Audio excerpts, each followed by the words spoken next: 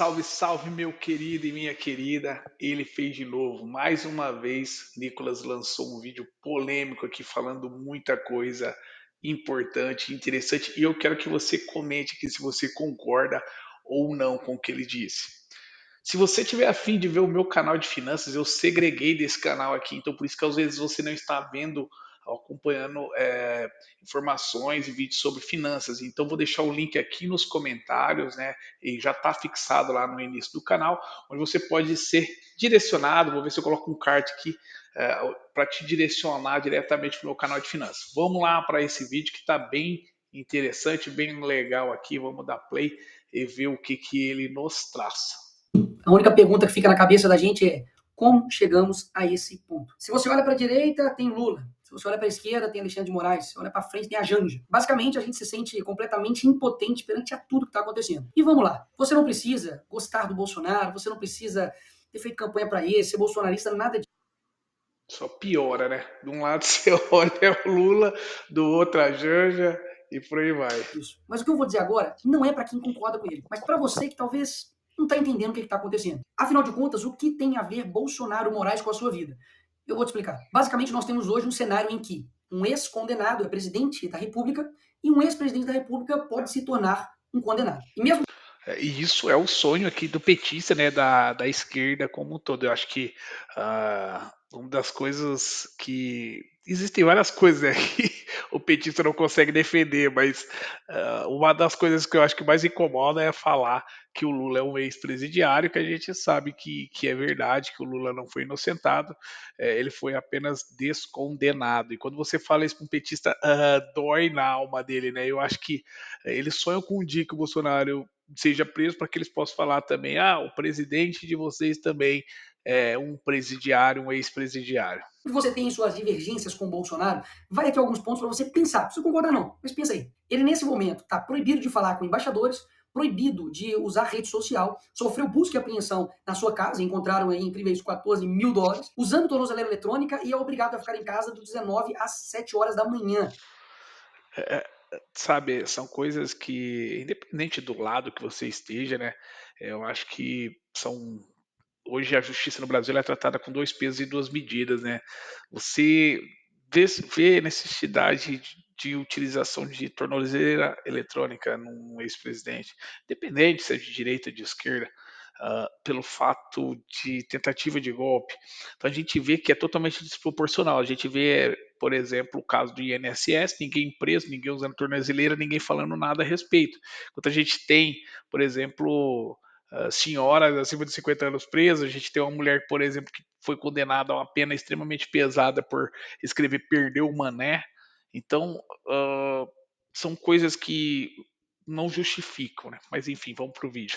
E está proibido de falar com o próprio filho, Eduardo. Aí vem os meus pontos. Alguém que roubou a INSS, que foram bilhões, está usando tornozeleira eletrônica? Você já viu algum traficante, estuprador, alguém aí que roubou bilhões às estatais, ficando impossibilitado de conversar com o seu próprio filho?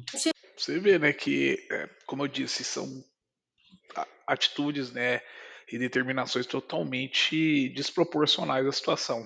Veja, o script é o mesmo. E quando você entender que nós não estamos em uma democracia, você vai entender o porquê o que estão fazendo com o Bolsonaro afeta também a sua vida. Porque, afinal de contas, se eles estão fazendo isso com o ex-presidente da República, o cara basicamente mais popular do Brasil, o que eles não vão fazer com você? Que é um, digamos, um mero cidadão. Pastor, um estudante, uma pessoa que tem opiniões na rede social, você que é jornalista, empresário, e aí? O que vai acontecer com você? Vamos colocar mais uma vez aqui os pingos nos is. Bolsonaro, como alguns eu ouvi falar aí da esquerda, não está sendo condenado pelo que ele fez na pandemia. Não. Ele não está sendo condenado por corrupção. Não. Ele literalmente está sendo condenado por uma tentativa de golpe. Ele é a pessoa que está despontando nas pesquisas eleitorais como primeiro lugar contra o Lula. Ou seja, será mesmo que eles estão preocupados com a democracia? Isso é bem a cara de países de esquerda. A gente tem países de esquerda não, né? Países autoritários aí, países onde não existe democracia. Pausa. O Lula que recebe ditador aqui no Brasil, como Nicolás Maduro, ou será que eles estão preocupados em tirar a oposição para poder vencer as eleições? Hein? O que você acha? Isso literalmente aconteceu na Venezuela e através do STF. Ou seja, a Suprema Corte de lá faz exatamente o que a Suprema Corte daqui está fazendo, especificamente na figura do Alexandre de Moraes. E parece que no Brasil não tem mais nada mais importante para poder se combater, sei lá, tipo crime organizado. Afinal de contas, Comando Vermelho, PCC e todos os outros que estão aí, estão literalmente destruindo a vida de pessoas, matando, roubando, sequestrando. Mas a preocupação principal da nossa Suprema Corte, da nossa Polícia Federal, pelo visto, é uma pessoa que, enfim, tentou dar um golpe lá dos Estados Unidos, em EAD, virtual. Ainda fizeram uma manchete como se $14 mil na Golpe EAD foi boa.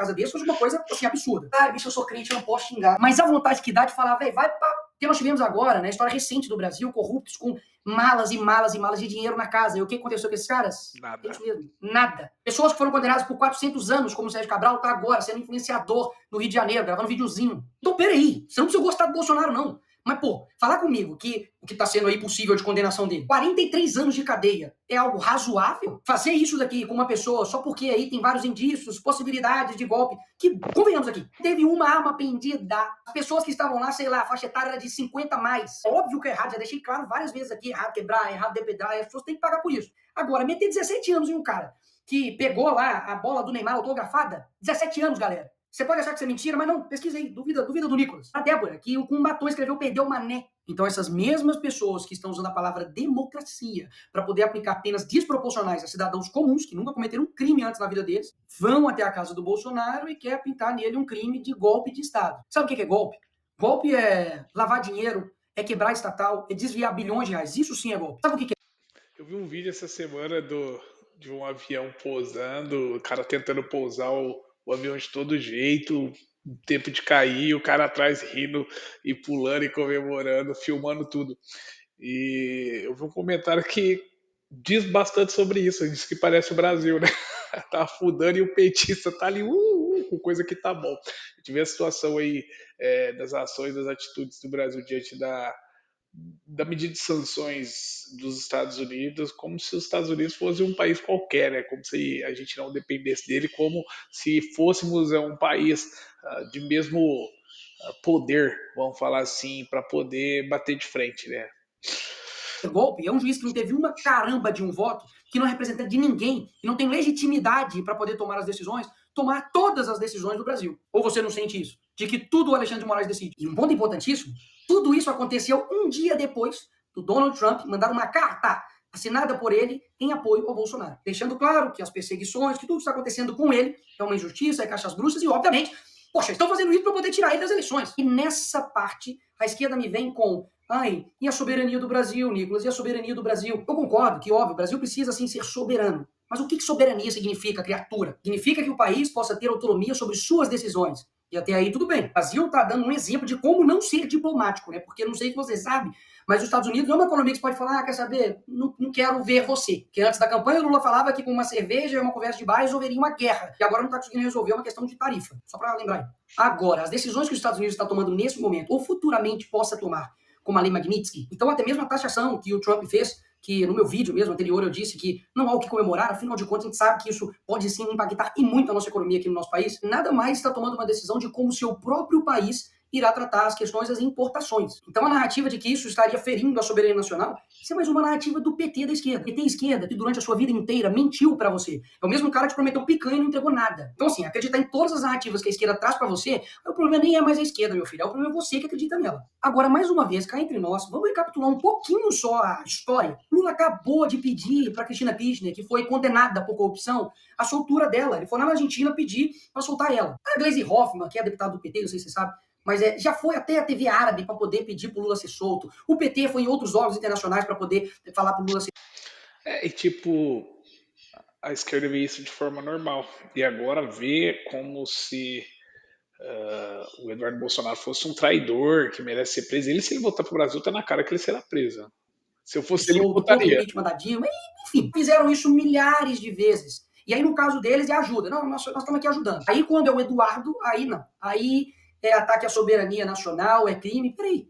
Eles não fizeram isso a vida inteira. E tem tipo de coisa que você tem que ir ver. Coloca aí no Google assim, ó, Foro de São Paulo. Pra ver que desde 1990 os caras estão influenciando externamente todos os países da América Latina e principalmente o nosso país. E uma perguntinha aqui gostosa aí pra você que é de esquerda ou canhotinha.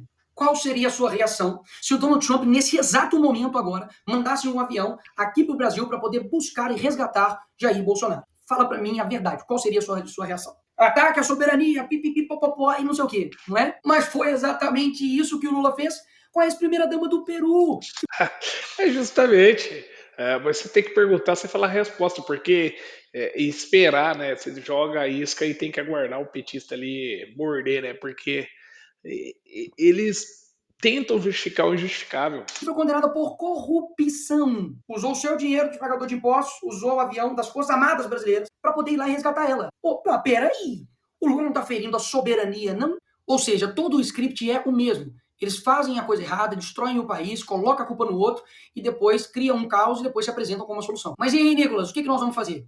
Aqui você chega na parte final, mas não menos importante do vídeo. Não, nós não estamos vivendo em uma democracia. Então, vamos partir daí. Em uma democracia normal, o Senado iria colocar freios e contrapesos com o STF. O STF seria uma corte não política, mas uma corte que iria zelar pela nossa Constituição. E o Congresso iria elaborar suas leis, ver o que é melhor para o país e, enfim, também poder fazer emendas à Constituição para poder também frear os poderes dos outros demais poderes. Mas não é esse Brasil que a gente vive. Então, esperar de mim ou dos outros deputados que a gente faça algo dentro da regra do jogo que irá mudar um jogo que eles não seguem a regra do jogo, é loucura imaginar essa forma. E eu tenho um exemplo aqui perfeito para poder te dar. No caso, por exemplo, do IOF, que houve um aumento de imposto pelo PT, claro, verdade. O Congresso viu isso e falou, vamos derrubar. E nós derrubamos. O que o Lula fez? Foi lá e tum, derrubou a nossa decisão. O que nós fizemos? Fomos lá e tum, derrubamos a decisão dele. O que o PT fez?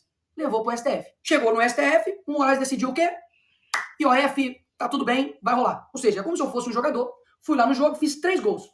Finaliza o jogo, nós ganhamos a partida, e aí o juiz fala, não, os seus 3 gols não valeu, Nicolas. Na verdade, quando você faz um gol, o gol vai pro outro time. Então, vitória do time contrário. O jogador tem culpa nisso? Ele tem culpa de que um juiz está... É o ponto. A gente está chegando num ponto onde o Alexandre de Moraes está se tornando um imperador, né? Onde, sabe, ele decide tudo. Ele é ao mesmo tempo a vítima e aí o juiz. Extrapolando por completo a sua competência, não é falta de competência, de vontade, nem de garra, nem de luta de nenhum dos jogadores. Basicamente porque nós temos um juiz que tem superpoderes. Rui Barbosa poderia ressuscitar e defender que seja Bolsonaro, ou a direita, ou o Congresso, ou o Parlamento, que não resolveria. Então é isso, Nicolas. Nós temos uma ditadura e lascou. Não. Mas tem uma coisa valiosa que eu aprendi com o Olavo, que é o seguinte. Quando a sua ânsia de agir é maior do que a sua ânsia de entender, a sua ação sempre vai ser incompreensível. Toda tirania, ela vai dobrando a aposta. E eu confesso que eu estou extremamente preocupado com o nosso país. Basicamente, ou vai surgir um novo Brasil, ou a gente vai virar, de fato, Coreia do Norte. O que nós podemos fazer para poder mudar essa situação? O primeiro passo, de fato, é você entender. Entender de que existe uma pessoa, basicamente, que chama-se Alexandre de Moraes, que está desbalanceando a nossa democracia. Então, Nicolas, o que você sugere? Eu confesso que muitas das vezes eu não sei. Mas uma coisa eu sei, que desistir, parar de lutar, parar de falar, parar de gravar vídeo, parar de comunicar com vocês, parar de falar a verdade, isso não é o caminho. Então esse é o primeiro passo, de que, da mesma forma como eles não desistem, porque você tem essa sensação de que, tipo, eles não param nunca. Um dia é isso, um dia aquilo,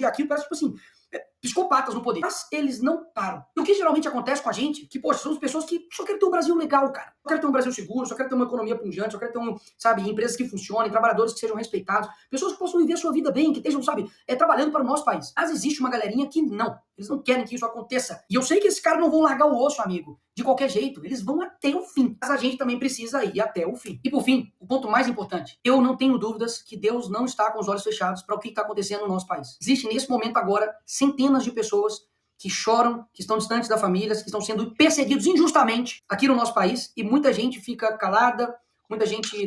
Bom, pessoal, é isso daí. Eu acho que o Nicolas foi bem pontual, né, e bem colocado com as palavras dele. Eu acho que, do meu ponto de vista, tá correto. A gente vê que o Alexandre de Moraes ele vem cada dia que passa aí aumentando, né, e dobrando a aposta. Não se move. A gente vê isso acontecendo e parece que eles vêm testando para ver até onde vai a paciência, até onde a gente vai deixar que ele vá.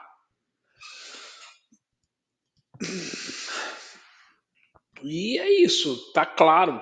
Para mim, não vai ser fácil tirar esse pessoal do poder. Eles vão lutar com unhas e dentes aí para não largar esse osso. E eu queria saber aí qual que é a tua opinião. Se você concorda com o que o Nicolas disse, se você discorda, se você acha que ele conversou demais, que ele falou alguma coisa que está errada. Comenta aí, compartilha. Se você discorda, vai ser um prazer também aqui tá entendendo o teu ponto de vista a respeito. Beleza, pessoal? Espero que tenham gostado. Como eu falei, a gente está com um canal específico para falar de finanças. Esse aqui vai ser mais um bate-papo mesmo. A gente vai utilizar esse canal aqui para reagir a determinadas situações que a gente vem acompanhando aí. Fiquem com Deus e até a próxima. Usa isso como um jogo